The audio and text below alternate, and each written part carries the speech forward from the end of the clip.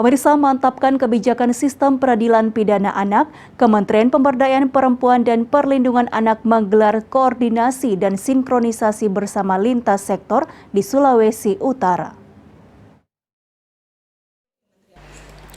Kementerian Pemberdayaan Perempuan dan Perlindungan Anak menggelar koordinasi dan sinkronisasi sistem peradilan pidana anak atau SPPA di Sulawesi Utara.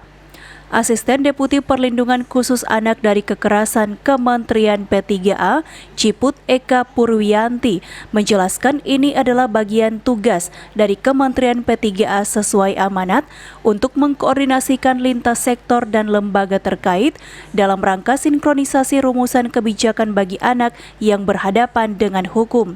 Ini adalah bagian dari tugas Kementerian PPA sesuai dengan amanat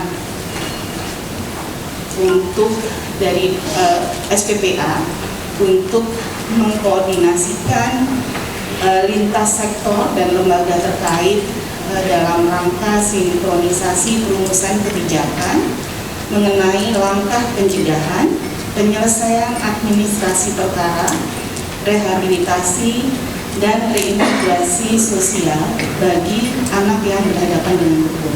Jadi ini mandat dari pasal 94 Undang-Undang SPPA. Kegiatan ini mendapat apresiasi dari Dr. Kartika Devitanos selaku Kepala Dinas Pemberdayaan Perempuan dan Perlindungan Anak Daerah Provinsi Sulawesi Utara. Dengan adanya ini tentunya lebih memperhatikan lagi hak-hak anak baik sebagai korban, pelaku maupun sebagai saksi. Dari 200 sekian korban itu yang pelaku anaknya itu kurang lebih 25% dari situ ya.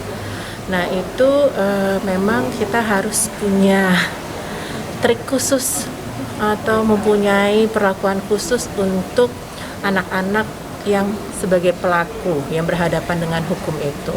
Nah inilah kenapa kita adakan koordinasi dan sinkronisasi yang diadakan oleh Kementerian PPA RI untuk membicarakan masalah-masalah tersebut. Baik itu masalah di mana nantinya si pelaku, anak sebagai pelaku ini akan ditempatkan terlebih dahulu sebelum kasusnya digelar, seperti itu. Kemudian nantinya sesudah atau di dalam LPKA seperti apa perlakuannya.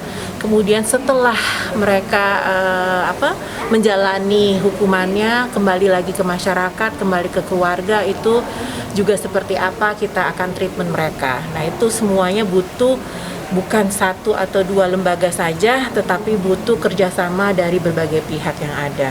Kegiatan ini melibatkan instansi terkait seperti Unit Pelayanan Perempuan dan Anak Polda Sulut, Balai Pemasyarakatan Kelas 1 Manado, Lembaga Pembinaan Khusus Anak Tomohon, dan Kanwil Kemenkumham Sulut.